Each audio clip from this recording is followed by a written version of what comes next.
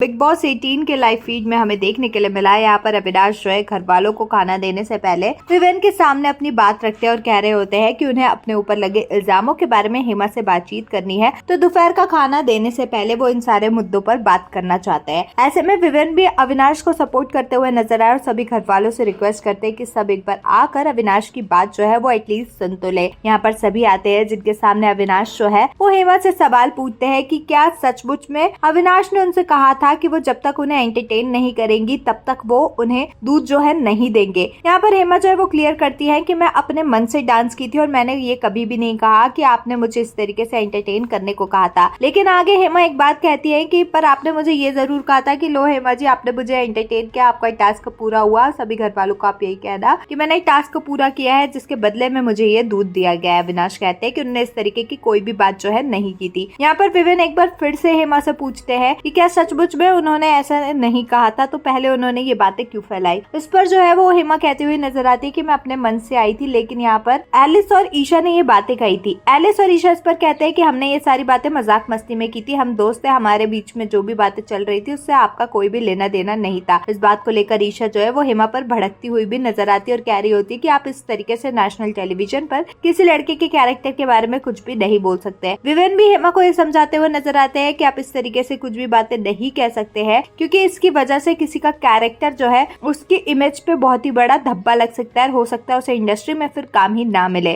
Well, आपका हेमा और अविनाश के बीच में हुई इस बहस पर क्या कुछ है कहना, हमें कमेंट्स में जरूर बताएं। ऐसे ही अपडेट्स के लिए हमारे चैनल को सब्सक्राइब करें।